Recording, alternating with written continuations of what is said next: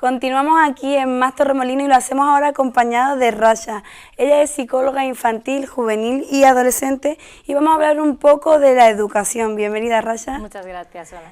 Bueno, ya que los niños empezaron el colegio hace aproximadamente unos 15 días, medio mes, queremos conocer un poco las rutinas que aconsejas tú para los más pequeños y para evitar ese abandono escolar. España es uno de los países donde más abandono escolar se produce dentro de la Unión Europea y queríamos conocer y analizar un poco contigo el por qué. ¿Por qué crees que España tiene esos índices tan altos de abandono escolar? Bueno, pues realmente, como tú dices, aquí el abandono escolar es bastante frecuente.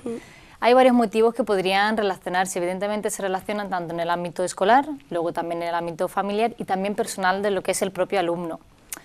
Es posible que podamos tener en cuenta más bien los factores personales, la motivación que tenga uno, la actitud también hacia el estudio, las exigencias que se le presenten realmente en el día a día, si es capaz o no de resolverlas.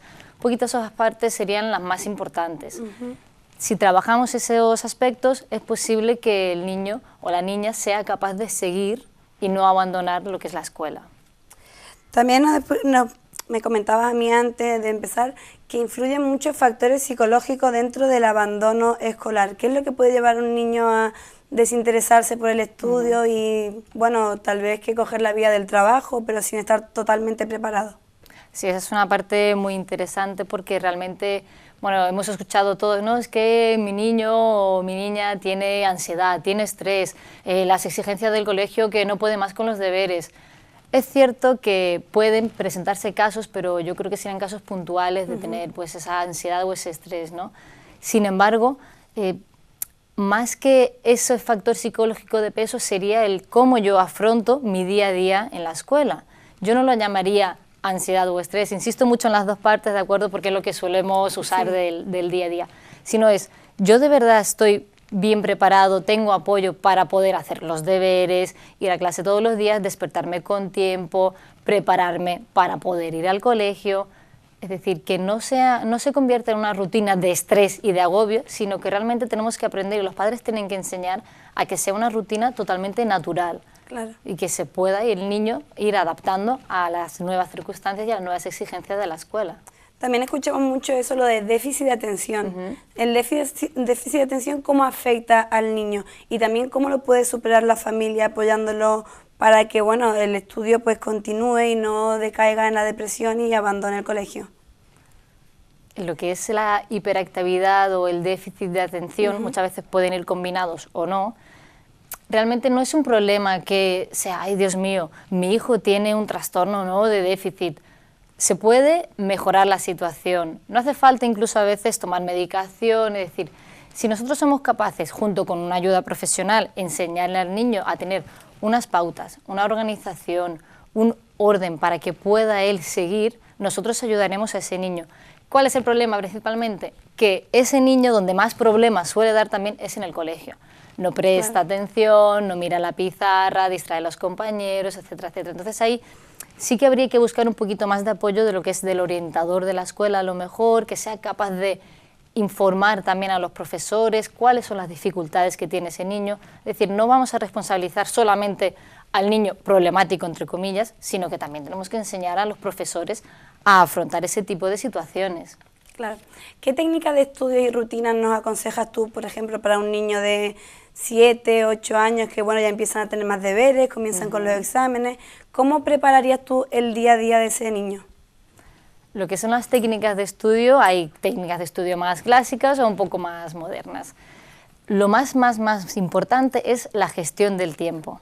¿Qué significa eso? Pues yo voy a gestionar mi tiempo o como padre o madre, voy a enseñar a mi hijo a que disponga de un tiempo para el trabajo, para la realización de los deberes, de todo lo que tengan que hacer, pero que no se nos olvide que también tiene que disponer de tiempo de ocio. Cuando un niño no tiene tiempo de ocio, no tiene recompensa por haber estudiado, la situación se complica, ¿vale? Esa sería una de las partes más importantes. Otra de las técnicas de estudio son las clásicas, ¿de acuerdo? Tenemos pues el esquema, el subrayado, los resúmenes también, incluso también, ya como aportación, ¿vale?, podemos hacer dibujos, podemos acortar palabras y también fundamental, ¿de acuerdo?, que se intenta trabajar de lo que es desde el gabinete, que es la oratoria.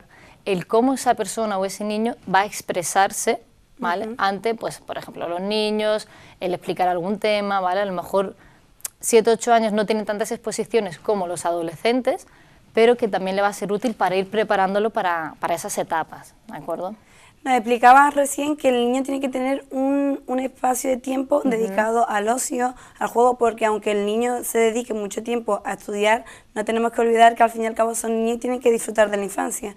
¿Qué nos dirías tú desde tu experiencia como psicóloga, el debate este que existe entre los deberes, no muchos deberes, los atosigan a los niños de verdad mandándole trabajo para la casa?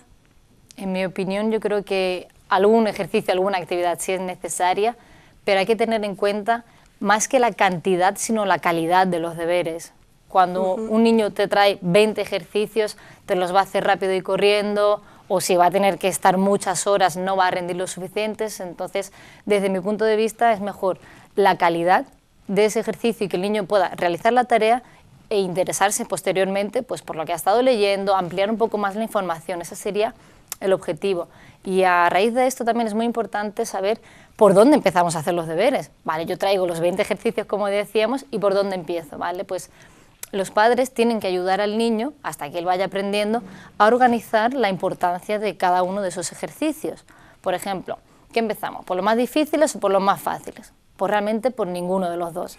Empezamos con los del término intermedio, a los que son poco difíciles. Luego seguimos con los que son difíciles y ya por último con los que son más fáciles, porque eso va a ayudar que el niño mantenga su atención y su motivación, que es lo que realmente queremos. Claro. Además, las familias influyen muchísimo en el ámbito escolar de los niños, porque claro, no es lo mismo una familia que sí que se preocupa, ayuda al niño, que otra, bueno, que está más pasando, por así decirlo. ¿Qué consejo le darías a la familia para motivar a los niños, para ayudarlos en su etapa escolar?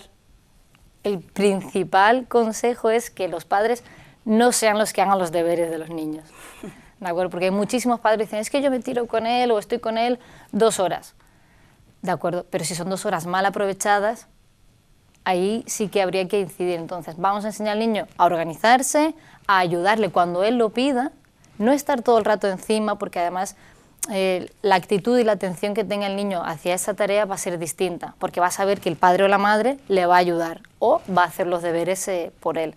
Entonces, es una parte importante que los propios padres también tienen que aprender y enseñar al niño a poder afrontar pues, su día a día escolar.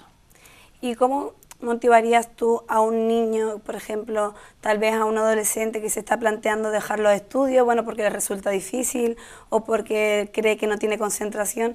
¿Qué le dirías para que no abandone el colegio, para que continúe y siga esforzándose? La parte importante de lo que me preguntas es saber qué valores y qué fortalezas tiene este adolescente o este niño, ¿vale? Aunque sea un poquito de menor edad. En el colegio muchas veces se olvida, o incluso en la familia también, se olvida de esa parte, es decir, tú tienes como tu trabajo, vas al colegio, trabajas, vuelves y tienes que realizar los deberes. A mí me gustaría que se incrementase un poquito más la parte del sentimiento de utilidad, fomentar la creatividad en el alumno, es decir, fomentarlo, que él como persona pueda seguir desarrollándose. Entonces, desde ese punto de vista, más como de la psicología positiva, de las emociones positivas, el niño o el adolescente va a aprender a cultivar su interior, interesarse más por todo lo que le rodea, y eso es posible que haga que no abandone lo que es la escuela. Además, claro, una parte importante, evidentemente, es que tenga un objetivo profesional. No importa, no hace falta estudiar una carrera, no hace falta estudiar módulo, se pueden hacer cursos, talleres, lo que cada uno decida, pero que siempre y cuando a él le parezca que sea beneficioso para su situación. Te escuchamos decir esto y tal vez que nos planteamos que el problema no sea tanto de los niños o de los adolescentes, sino más bien es un problema de la educación en general. ¿Crees que la educación está bien planteada o que tiene algunos fallos que se deberían de mejorar? Aunque la educación pueda tener fallos, evidentemente la educación no es una parte importante, ¿de acuerdo? Entonces, no creo que sea fallido al 100%, pero que sí se puede mejorar en realidad. En este tipo de aspectos, como comentábamos un poquito antes, el que se vaya priorizando un poco más que el te mando muchos deberes, la cantidad y intento terminar el temario muy rápidamente, sino que voy a intentar que tú te impliques en los deberes que yo te voy a mandar. Bueno, pues aquí dejamos la entrevista porque nos quedamos sin tiempo. Muchísimas gracias por acompañarnos y espero volverte a ver algún día por aquí hablando tal vez de otro tema. Muchísimas gracias.